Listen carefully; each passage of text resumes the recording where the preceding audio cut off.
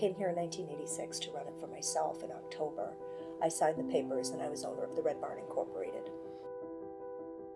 People come in here for the experience, more so than I think anything else. And they love the fact that somebody's actually taking the time to listen. Find that balance between doing what you love that isn't really work, that might pay the bills, and more importantly, can resonate with people and actually to some extent help people. That's pretty rewarding. Without my customers, I would be doing what I don't love, guaranteed. Good evening. Welcome to a regularly scheduled meeting of the Waterville City Council. If anybody would like an agenda, they are in the plastic sleeve on the back wall. And before we get started, I will ask Chairman Soul to please stand and lead us in the pledge. I pledge allegiance to the flag of the United States of America and to the republic for which it stands, one nation, under God, indivisible, with liberty and justice for all. First up is Community Notes. Community Notes is a time where if anybody has something they would like to comment on or an event they want to tell us about that's not currently scheduled on the agenda, and I'm going to try to be better at watching that myself tonight. Now would be the time to do so, and we would just ask that you come up, state your name, tell us where you live, what you have to say, and for the audience, because we do want this to be a place where everybody of all views feel welcome at the podium. I would just ask that any applause be kept, that there's no applause regardless of what the speaker says. There's no talking over the speakers. There's no comments to the speaker. We want people to feel comfortable no matter what their views are, that this is their time to come have their 3 minutes to say what they want to say and tell us about things. So I would just ask that you respect that, and if I see anything outside of that, I will just politely and lightly hit the gavel just to bring us back to order. So first up, Community Notes. Scott, I see you. Hello, my name is Scott Mackin, Waterville resident, but I'm here tonight to kind of representing the Central Maine 4th of July. I'd like to give a big thank you, and I'll name the businesses, to all the businesses that donated to our silent auction for our dance we had last Saturday. No, a couple Saturdays. But, and even if, I'd like to ask everybody, even if you don't go visit these businesses, spend some money, at least just go in and say thank you to these businesses for donating to us and all the other great organizations that they donate to, and they are Jorgensen's Cafe, Bella Vita, Tree Spirits, Sign of the Sun, Pagoda Express, Waterville House of Pizza, Larson's Jewelry, Sailor Tea, Coldwell Banker Plurd Real Estate, The Main Meal, Waterville Parks and Rec, Pullen and Associates Eye Center, Advanced Auto Parts in Winslow, Colby College Museum of Art, the Children's Bookseller, the Play Factory, A&L Barbershop, Railroad Square Cinema, Holy Cannoli, Enchanted Herbs and Teas, AutoZone in Waterville, Domino's Waterville, Applebee's Waterville, Harry J. Smith Company, 8 Below, Amici's Cucina, and Pine Tree Cellular. Again, on behalf of the Winslow Central Maine 4th of July Dance Committee, and everybody who attended the dance, I'd like to say a big thank you to all these businesses for donating and making the night a great success. Thank you. Great, thank you.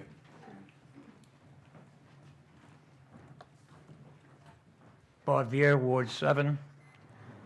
Last Monday, the group that I belong to, the Central Maine Jeep Owners, had a memorial ride from Waterville to Bangor for Corporal Cole memorial service up in Bangor at the Cross Insurance Center. One of the participants was the first time that I had met him, is a law enforcement officer in a different town here in Maine, formerly from Waterville. In talking with him, he spoke very highly of Chief Massey, Assistant Chief Bill Bonney, the members of his fellow Brothers in Blue, as well as the dispatchers. He had to make the move because of financial reasons, not because anything from the city, but he just had to move. This officer couldn't praise Chief Massey enough. And I know that this week is Police Week, and we should take a moment, if we see a police officer, a brother in blue, that we thank him. At Corporal Cole's memorial, his brother Tom stated that when he saw the blue lights flashing in back of him, he got a pit in his stomach like a lot of us do. What did we do wrong?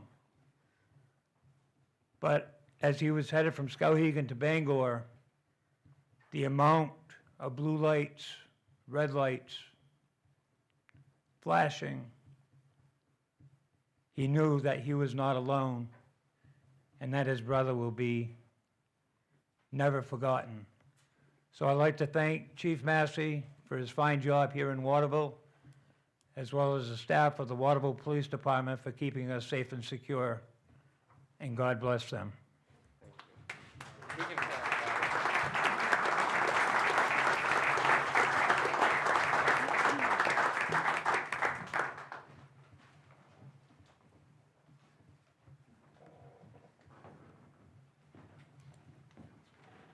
Hi, my name is Scott Beal, Ward 6. I'm the spouse of Winifred Tate, the city councilor. I wanted to take a few minutes and try to explain what Waterville means to our family and to make a plea. My wife and I were heavily influenced growing up by the military throughout our lives. Our family connection to Maine originally started when Winifred's dad was stationed in Brunswick prior to shipping out to Vietnam. Both of our fathers fought in Vietnam. My uncle retired from the Marine Corps. My father and one of my brothers retired from the Air Force. I did a tour in the Army in Europe. My nephew graduated last week from basic training in the U.S. Air Force. Because of the military, both of our fathers moved around a lot. I ended up moving every 2 or 3 years growing up. I went to lots of different school systems around the country. I got the pleasure of going to 3 different high schools. I graduated from high school in a different country. Neither my wife nor I wanted that for our children. As my wife started on her academic career, we wanted to find a place that offered both a good employment as well as a place that we could raise our children. When a position came up at Colby for my wife, we took the chance and moved to Maine. Waterville has been everything we wanted. The kids are happy, healthy, and seem to be doing well. My wife and I are busy with work, running the kids around to all of their activities, and trying to find time to participate in the community. We've been here for almost 10 years and are very happy with Waterville and intend to remain here for many years to come. My plea is for everyone in this room to remember we are all neighbors. We try to shop in the Waterville stores. We play at the North Street Park. We drive on Waterville streets. And our children go to the Waterville Public Schools. Both of my children are active with local hockey and soccer teams. My daughter's on the Waterville Junior High School track team and soccer teams. Regardless of what happens with the current local political issues or the current budget negotiations, we will continue to be neighbors. Our children will spend time together and play in the arts, sports, and school. Please treat those of us with opinions which differ from your own with courtesy and respect. I will try to do the same. We really are all in this together. I would like to shout out that today is our 14th anniversary. I've been married to Winifred for 14 years, so it's been an interesting experience. And I would like to remind everyone that on Wednesday, May 23rd, the Waterville PTO is having our family bingo night at the Mitchell School. So please bring the kids and come on down. Thank you. Thank you.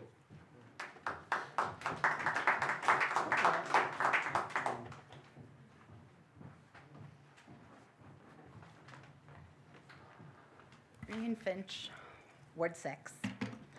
A few days ago, the mayor deliberately misrepresented the budget process in a way to fuel conspiracy theories and undermine public faith in government. And I'm standing here right now because I really fear that if the city council does the work they're here to do and meets with the city manager or the finance director over the budget, those meetings are only going to serve to fuel this conspiracy theory, and the city will continue to suffer under this lack of leadership. And instead of offering leadership, the mayor tweets about cuck shit and attacks the Pope and Muslims and Colby and city councilors. Instead of offering leadership, the mayor posts the Facebook profiles of petition signature collectors like a child on the brink of losing a board game who flips the table and taunts you didn't really win. Instead of offering leadership, the mayor literally runs from questions because accountability is apparently for suckers. The mayor would like us to focus on the accomplishments of Waterville and move forward, yet he and his followers seem to only want to move forward with families they personally deem worthy enough to live in Waterville. Now, like Winifred and many others here, I am not from Waterville. Waterville is not my birthright. It is not my inheritance. It is my adopted city. Out of the 13 cities I have lived in, I really hope that Waterville is the end to my American immigrant story. And I would like a Waterville that welcomes all sorts of immigrants, be they Muslim or Jewish or LGBT or not born in Waterville or not born in Maine or even not born in the United States. I would like a Waterville with a thriving economy, funded schools, and a diversity of families that make both possible. I would also finally like a Waterville whose head of government actually believes in that government and leads in the governance and growth of the city. Unfortunately, Waterville, on so many levels, has a mayor who is a coward. Thank you. Hi, Spence Conley, Ward 6. I'm going to ask for a little bit of understanding as right now, for those of you who don't know, if I do go over my time, I apologize. I have diabetes and MS, and as I learned last week, or the last time I spoke, there was a very good chance I was going to collapse. And if we could all agree that if I collapsed, that I was doing something cool, like diving across the floor to save, a historical artifact, thank you. I'm going to try and calm myself because of that obvious attack. You see, again, I studied history, and I've seen the stories, and I made a mistake last time I was here. I thought people were just trying to silence you, Nick. And it's not that they were trying to silence you. They need you out of the way. Why? Because they plan to increase the taxes, and they know you would have vetoed that. So they came up with this asinine, oh, did you hear what he said about hog? That's horrible. I sit here knowing my history, and you can smile and laugh at me. I don't care. This is straight out of Tammany Hall and Boss Tweed. Now, Order. see, what happens with Tweed is he got to use violence. They would go and they would beat up their political opponents. But we can't do that anymore, for the most part. So we attack, and we attack livelihoods, and we say, well, let's protest and boycott this store or business. And we cost somebody their livelihood because we don't like their politics. And then there's the sympathetic, complicit media that helps the cause along. And we see this because while people that want to favor this recall, they confront, they refute. But we here that are against this for the just cause of what really matters, we are portrayed as bullies and intimidating. We all saw Mrs. Isgrove give a fairly rational, calm speech, yet in the paper she was portrayed as berating us. And I don't know where these people grew up, but if that's a B rating, then prepare yourself for an evisceration. Because I have had enough of this. I grew up here, 44 years. My neighbors, red, blue, whatever. That's the timer.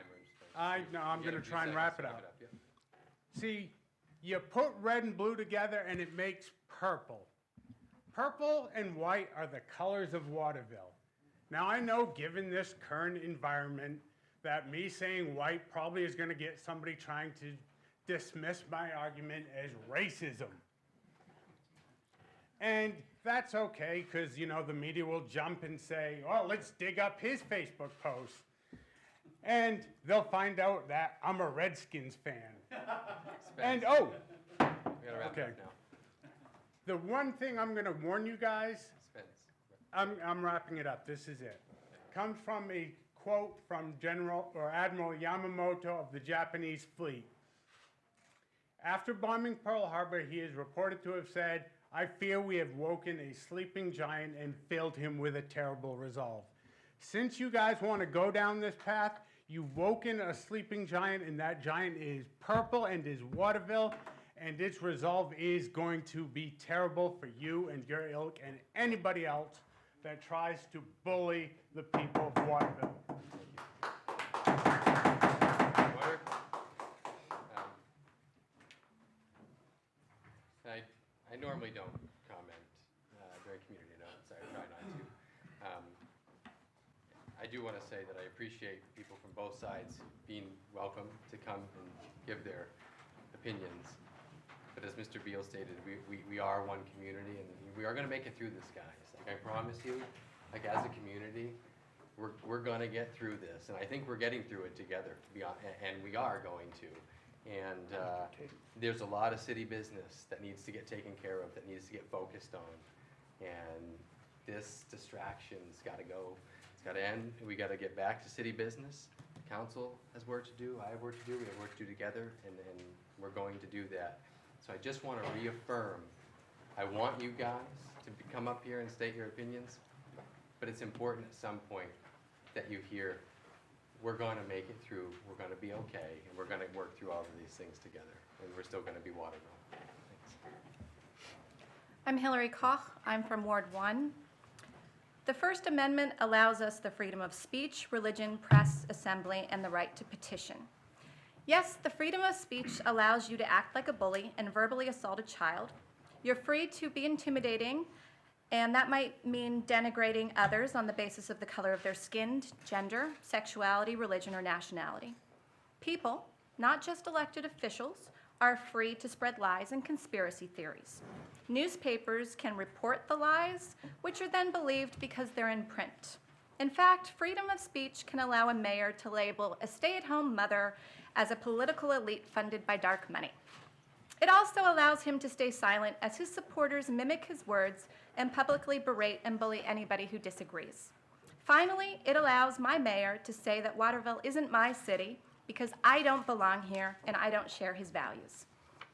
After helping to circulate the recall petition, I can state as a fact, across party lines, that Waterville community is concerned. And here's the thing, and I don't think that the mayor gets it. I believe that the majority of people in Waterville have norms and standards that we freely adhere to without them being written into the law. Children are scolded by their teachers for talking back. We all want our auto mechanics to be honest about repairs our cars need and not tell us the jam shift needs blinker fluid.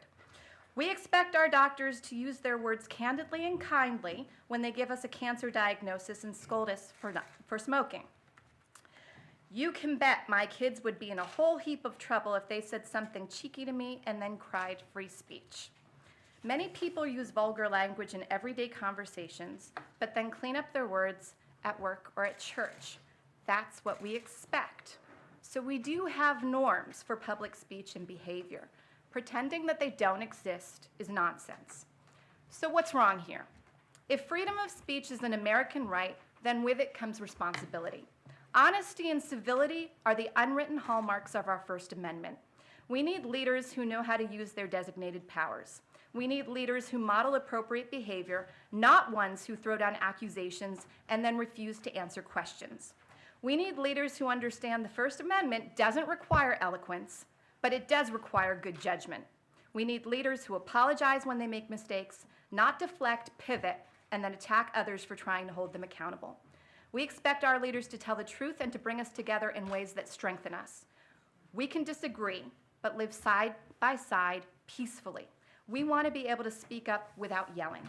We want to debate, not quarrel. We want to ask questions and expect thoughtful answers.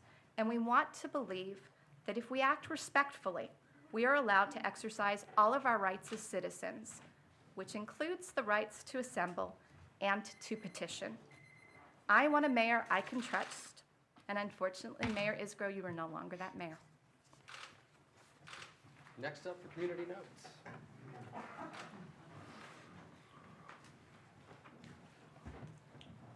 Hi, Hank Poirier, Ward 4. Thank you for letting me speak. I just want to let you know that I'm 54 years old. Lived in Waterville my entire life, minus 7 years. Did a little stint in New York and a little bit of time in Massachusetts. You know, I supported the software that they used to design destroyers at Bath Iron Works. I was there at 9/11. As you know, the Pentagon was hit at 9/11. Am I a survivor? There's no proof that the kid was even on this target. I'm talking to David Hogg, that was even in the building. And if he was, some said that he was on the other side of the building. So the press, the unelected aristocracy, have anointed themselves as the gasoline and the oxygen for this fire. And they started by giving a talking point that made sure that every one of their brothers and sisters, so if it was Portland, they talked to Bangor. If it was Bangor, they talked to MPBN.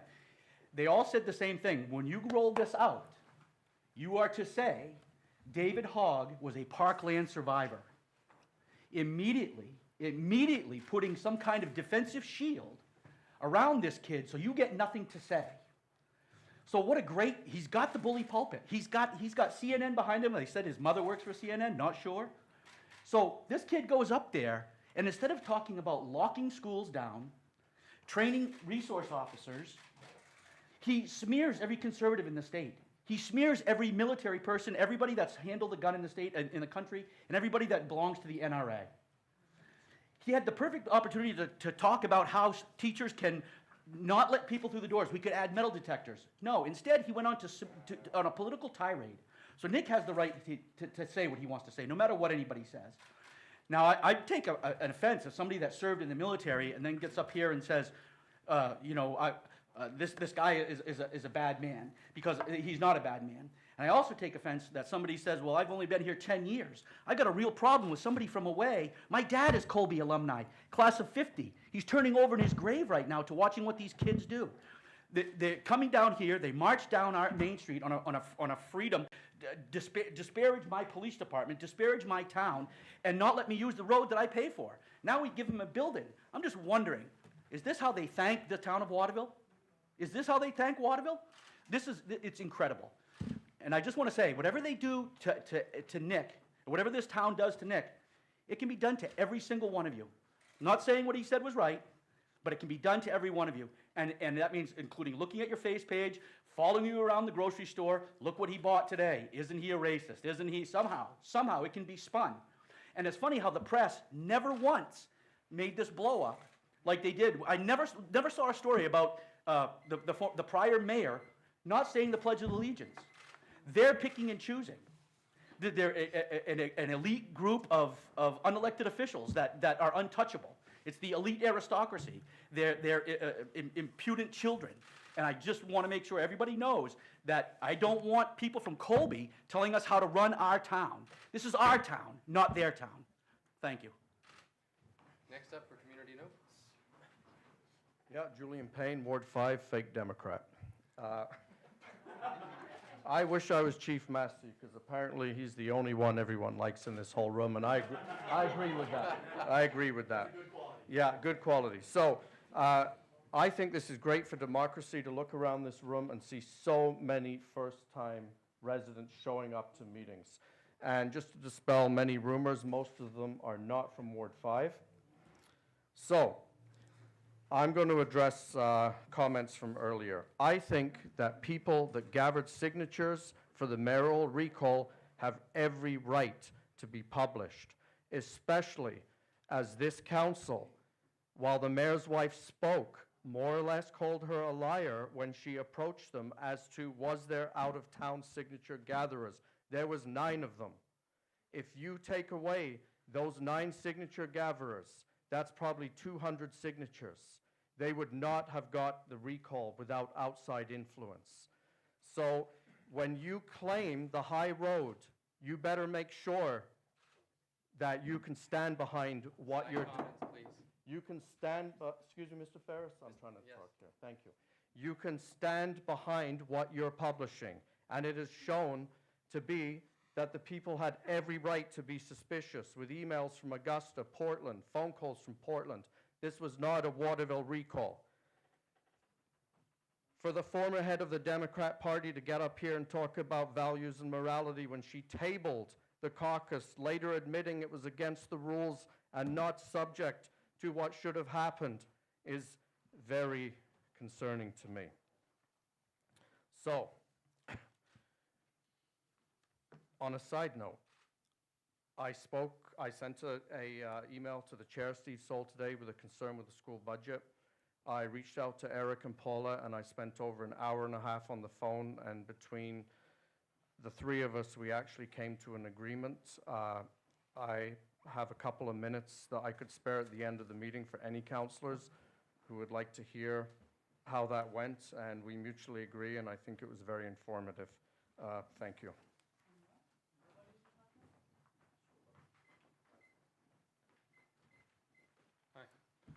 I'm Dan Libby. I'm a 12-year resident. This is my 6th time coming back before the council. This is my 6th time speaking as well.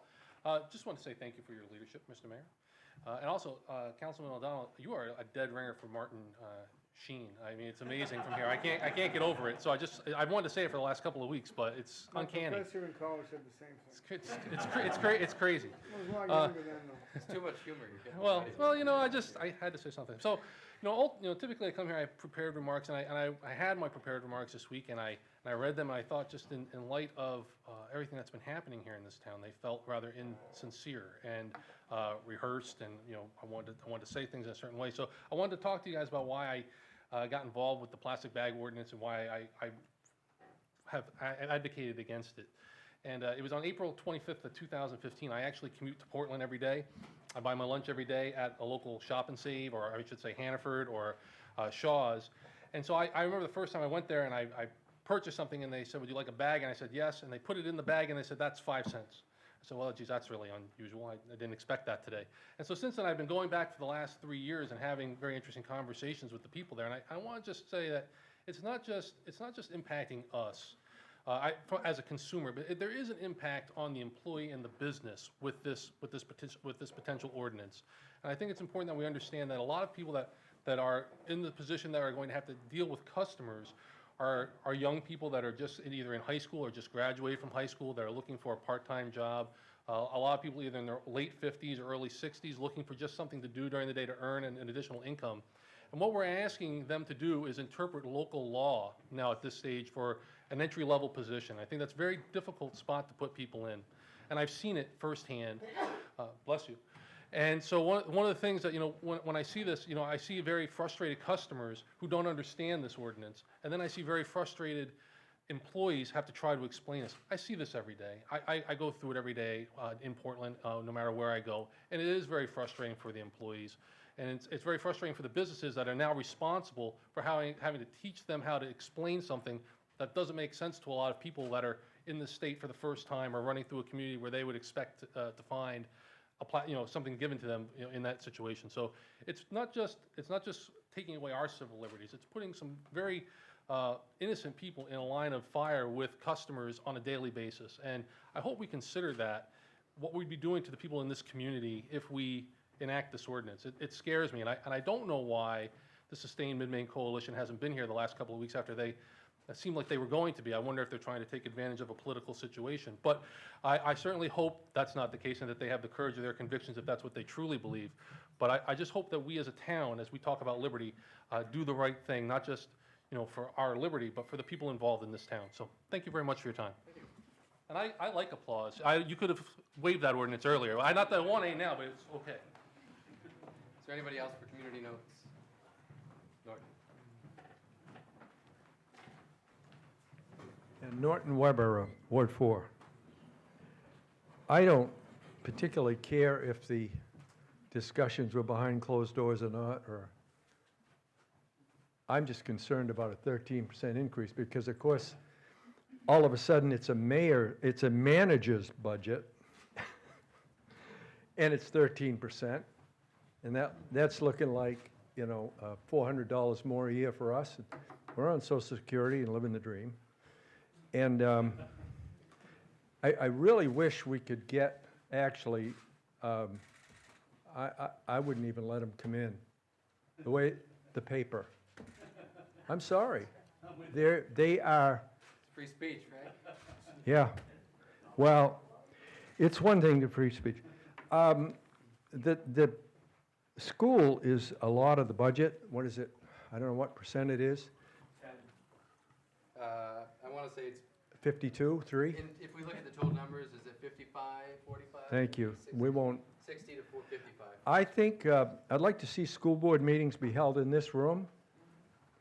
I'd like to see the school come under the purvey of the city council, because it's either that or have this school do the city's budget, because they're 55% of the budget anyway. Something needs to be done about that. I just, we're going to talk about paving and stuff, and we don't have the money like we had before. And the 13%, of course, the manager will always ask for more than he knows he's going to get. That's fairly typical of... That's not all the city budget, but yeah. That's what? So that the 13% is not entirely a city budget, it's a combined budget. Yes. Well, in any case, I'm really disappointed that, and I know the paper's dying. There's not going to be a morning sentinel. My wife may be the last one to get one. But paper print is going out. But it's just too bad that the city is in this turmoil all the time, when there's things to be done. So I'd really like to see it. Maybe the Sentinel could work with the council and with the mayor and the people, and not work. It seems though they're working against. I thought they'd never print another evangelical Christian Saturday morning religious page, and then they did this last Saturday, and come to find out they berated a gentleman, a pastor from the Southern Baptist Conference, and tore him right down. And I'm just getting a little, there's going to come a time when... That's the timer, Norman, just to wrap it up. Is that it? You can, Okay. You can finish your thought. No, I hadn't better. Okay, thank you.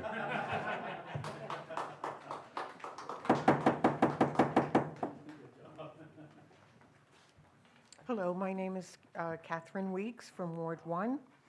I would just like to make a couple of comments. Number one, I understand we have free speech, but you need to have understanding. Number one, David Hogg left the category of student when he became activist.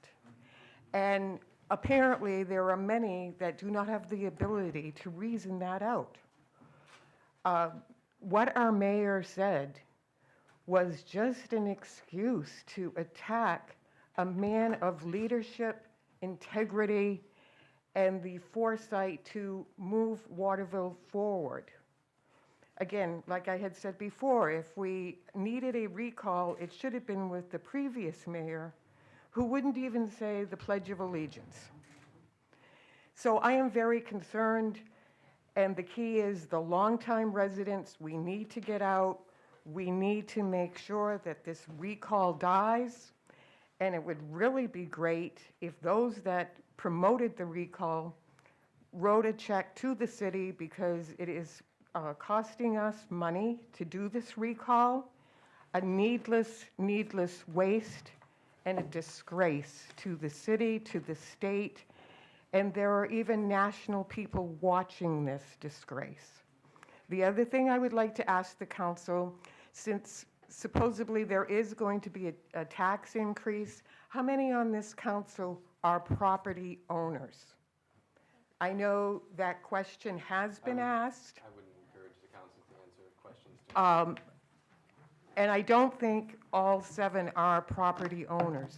Right now in Waterville, we cannot afford even a $1 increase in taxes. So please, please, get out, vote for our mayor, support him and his lovely family because they have been through the trenches.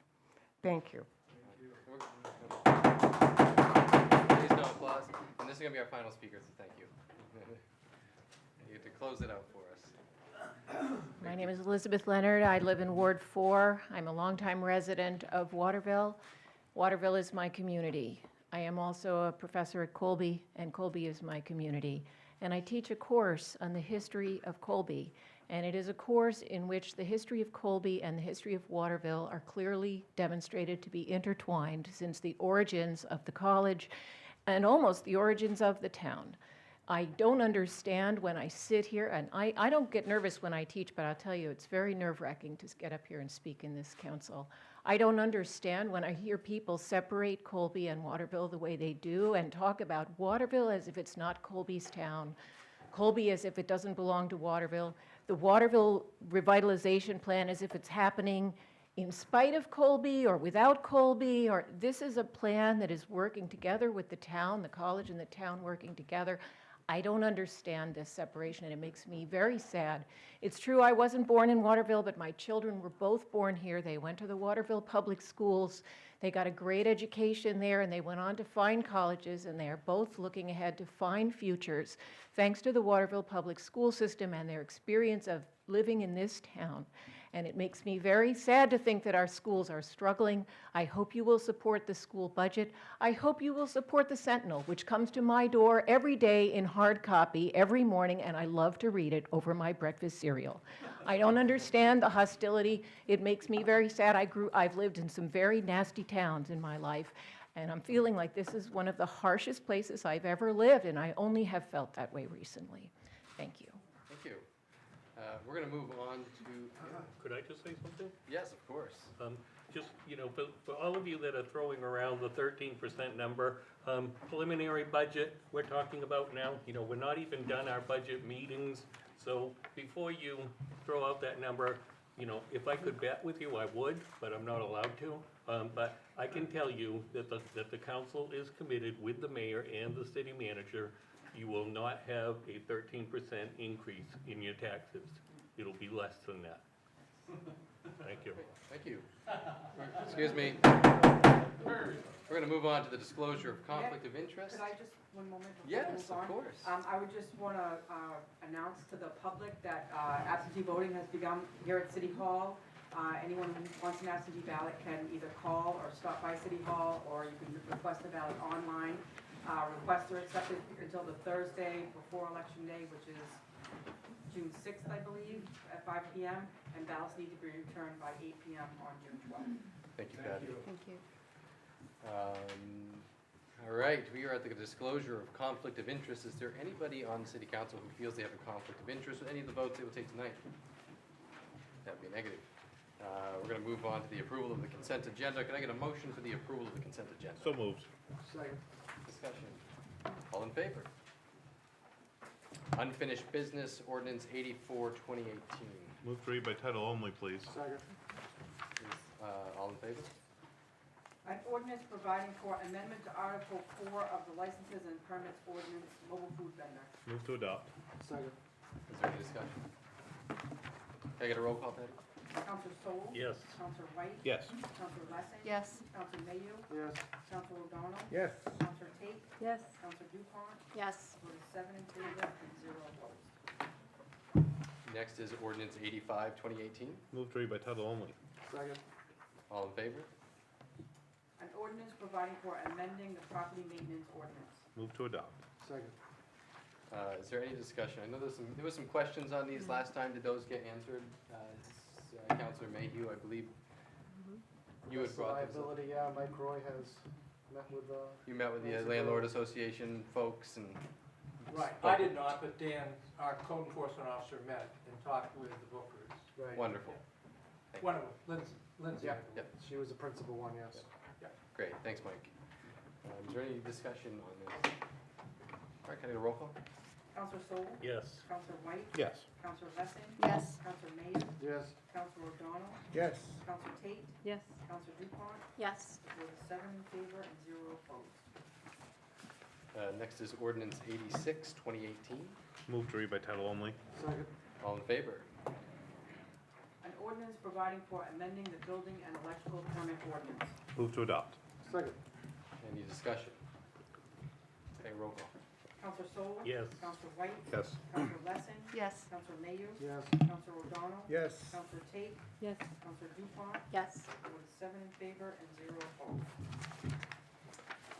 New business, we have resolution 90, 2018. Move to read by title only. Second. All in favor? A resolution providing for issuance of a victualer's license to Waterville Pie LLC doing business as Portland Pie. Move to adopt. Second. Discussion? All in favor? Resolution 91, 2018. And move to read by title only. Second. All in favor? Sorry. I got you. A resolution providing for issuance of a liquor license to Waterville Pie LLC doing business as Portland Pie. Move to adopt. Second. Is there any discussion? Is anybody here from Portland Pine? I believe so, yes. Thank you for being here. We're happy to have you.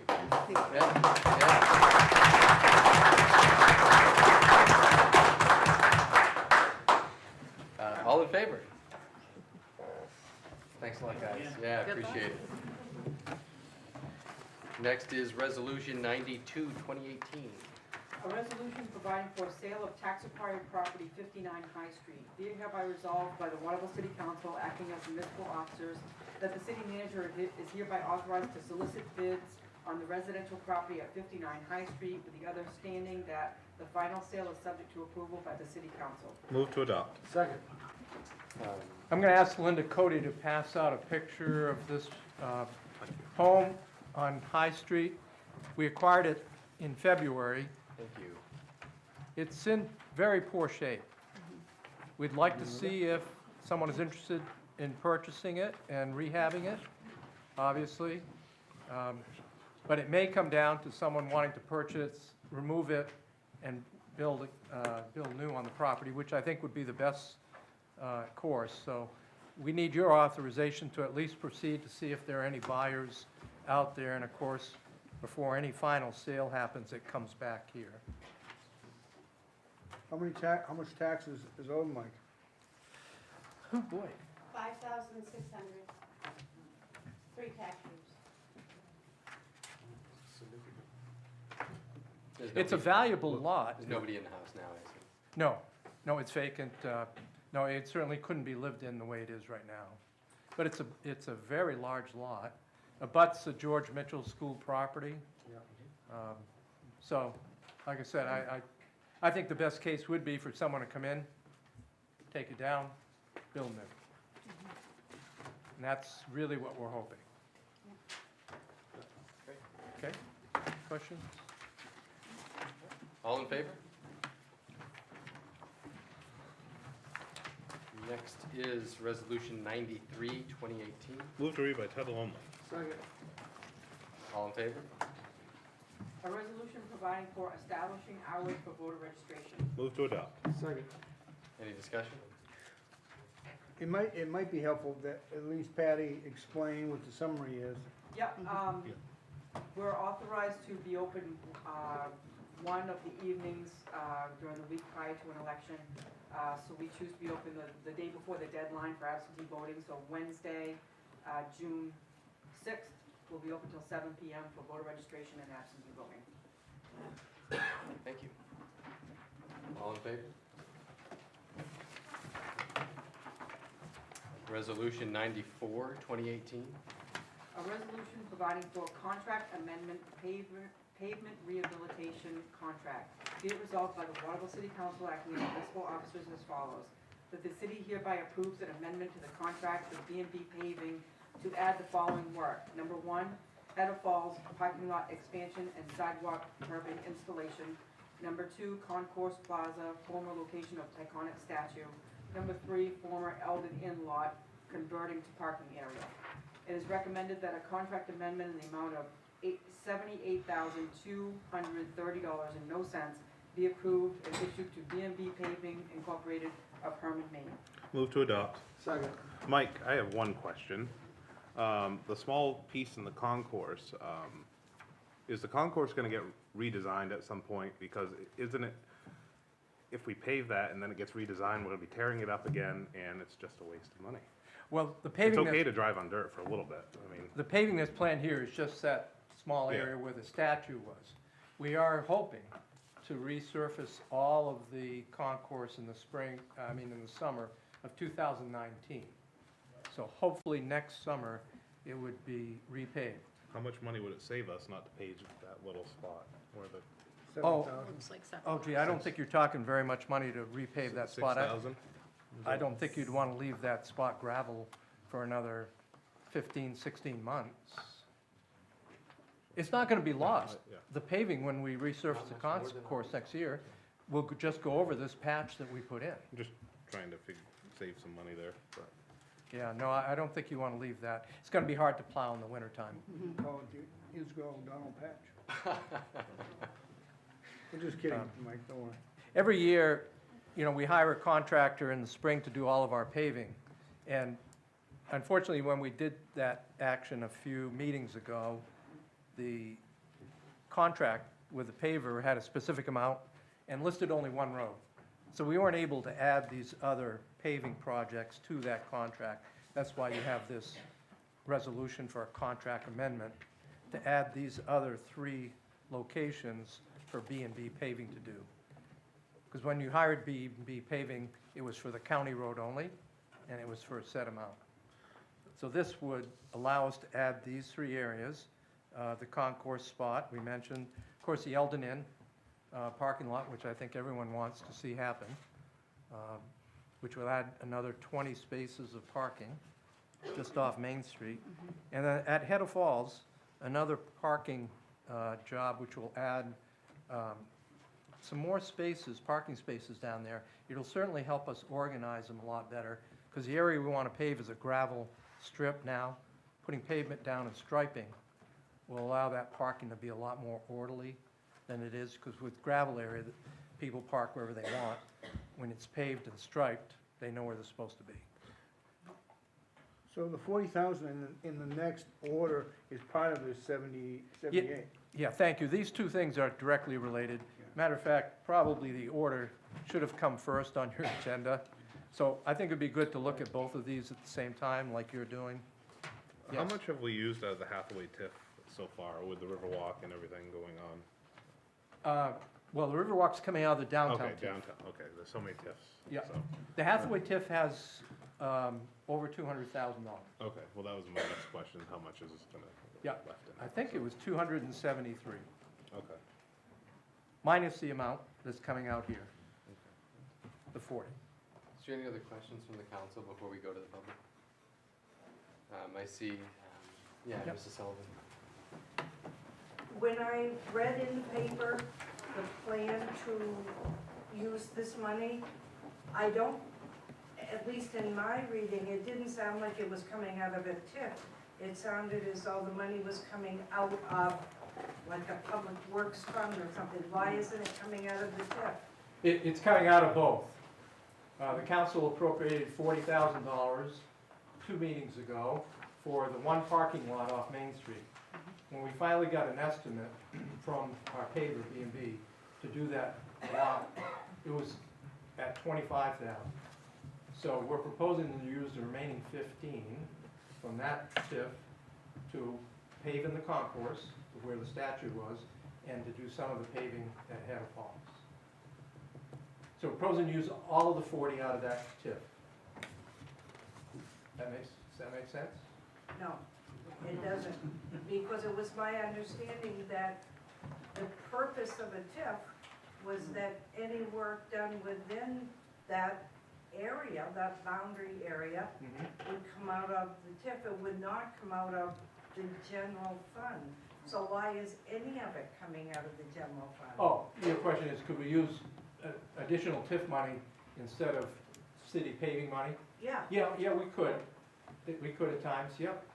And we could in this case too, but there was some additional money left in our annual paving account that we Roll decided. that over to next year then, rather. Well, the TIF money that we don't spend now on paving will certainly be necessary when we do the entire concourse next year. Because that's going to be a very, very expensive project. It's going to be used eventually, whether it's now in this paving or next year on paving. Is there enough to, is there enough in the TIF to do this all out of the TIF and then still have that money? Will there be more money cooked in later to then do that project down the road? Yeah, I wish I could tell you what the concourse is going to cost, but I don't have that estimate. I think that was probably the real. But you have multiple TIFs, you use downtown We do have TIF, multiple you know, TIFs. and, you know. Yeah, yes, I understand, that's where she was going with that question. Well, part of it is because I've asked in the past about paving our road, and I keep being told we don't have any money. Well, we aren't in a TIF, so why is the money that should be paving my road or any of the other roads being used instead of TIF money? That is what I don't understand. Okay. Your road certainly needs it. When I came to the open house, Yeah. yeah. I'm glad you all came to the open house. And Shores Road is on the list to be done. I don't remember which year. It better not be too far in the future. Yeah. I agree with you. There was a question here. Julian was the first one up. Through the chair, Mr. Mayor. I'd like to ask Mr. Roy, are you talking $74,000 together, Mike? 74,000, I'm sorry, say it again? What amount to pave all three projects? 78,230. 78, 78,000. correct. Okay, so I'm just trying to, we already approved 40,000. B&B said it won't cost that much, so we take some money back there. Yep, For 15,000, yep, approximately. approximately 15,000. It's gonna cost us $8,000 roughly for where the Tyconic sculpture was. 7,100, yep, Okay, so that leaves a balance of $7,000. yep. So what you're saying is, it's gonna cost us approximately 43,000 to pave the Hatter Falls gravel parking. 45, close. Okay, you answered my question. Yep. It's not only paving at the Hatter Falls, it's also a sidewalk. So there'll be a sidewalk along the entire paved strip. And I think Mr. Payne had a question before. Yeah, hi, Mike. I was at a council meeting, well, about when they were talking about the removal of the statue. And there was some concern with council and the community about the total cost of removing that cursed object.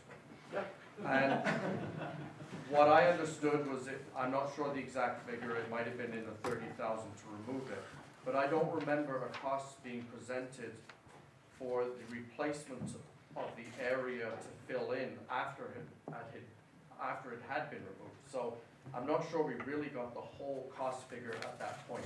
It should have maybe been said, it's 30,000 to remove it, but we're gonna need an extra $8,000 to patch up the hole that was left behind.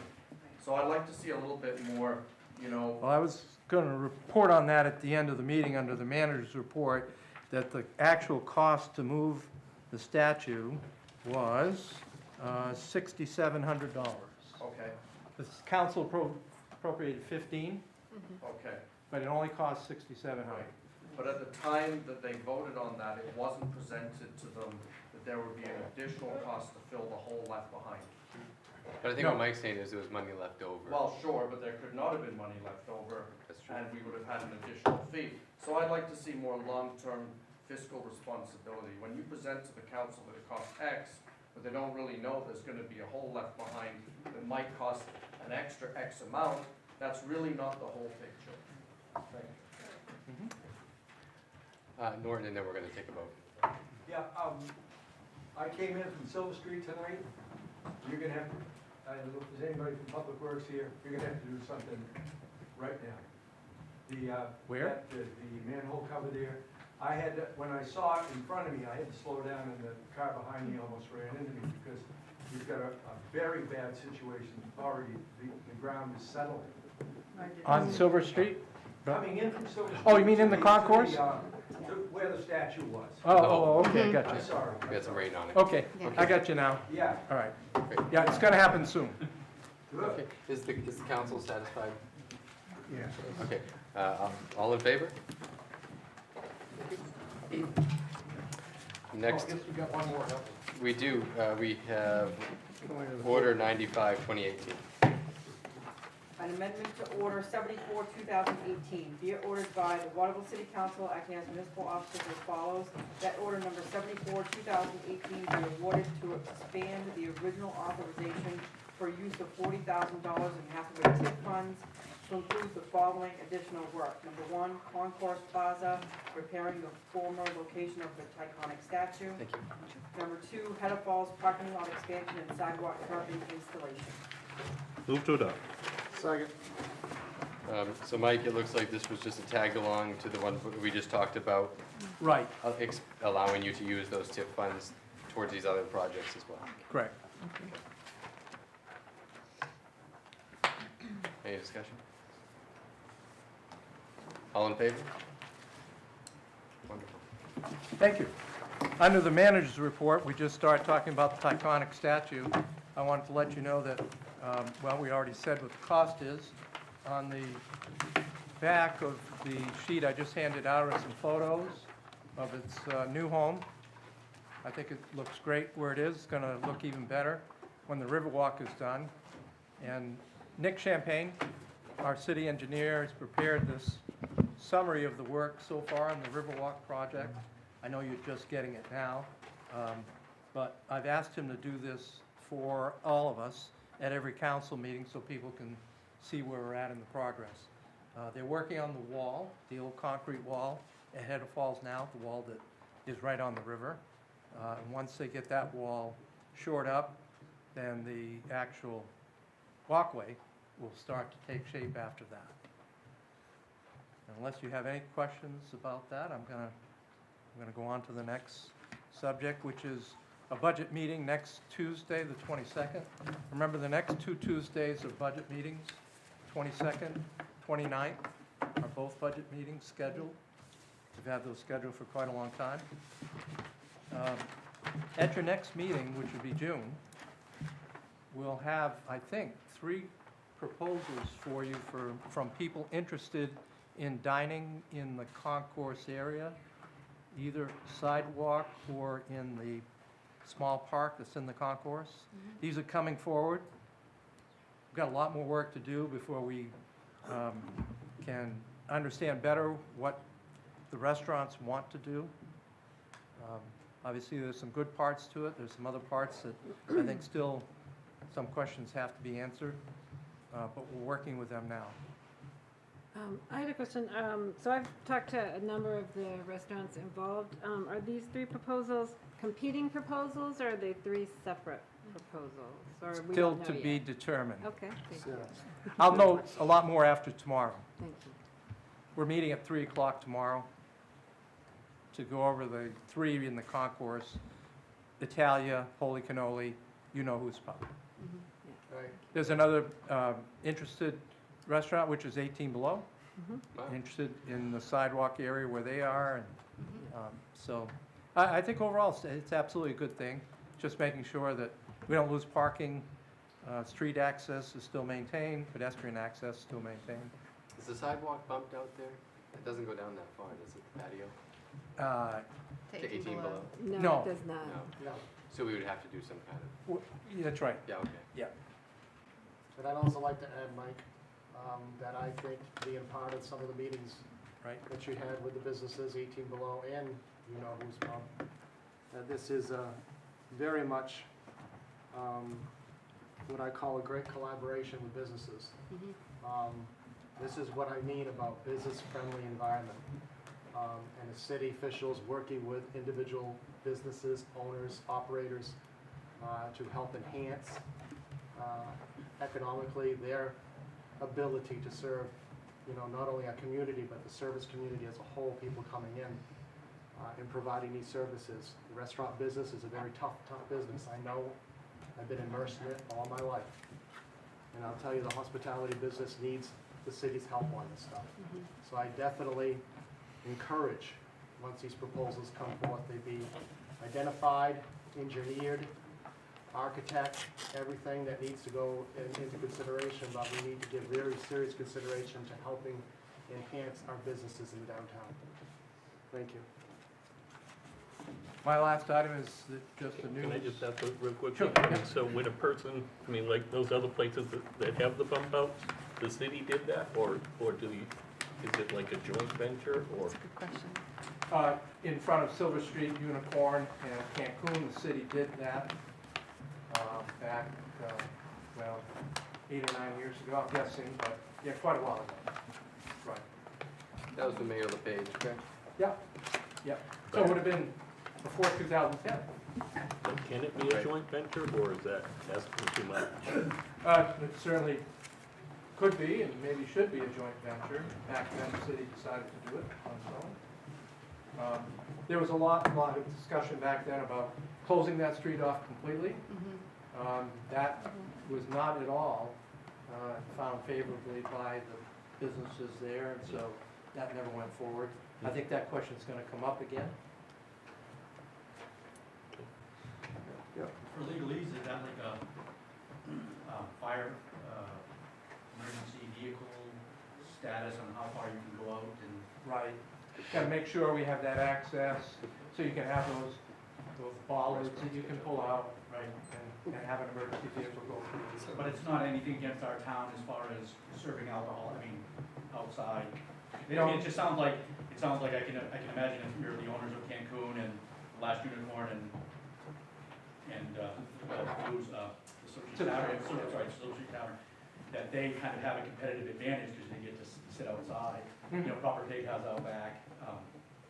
So it'd be nice, boy, that'd really be nice. I can see that would really help everybody out. Yeah, and that's what Councilor May was talking about. Is, Right. Yeah, trying to afford equal opportunity. Right. To everyone. Problem is, you got to maintain some access way, either for people or vehicles. My last item is the fact that we're interviewing 5 candidates for the fire chief position, starting Thursday morning. And the good news is the city, town of Winslow is still interested in sharing a chief, so they'll be very much a part of the interview team. That's a good thing. Great. Yep. No other questions? That's it, right? Motion to adjourn. Second.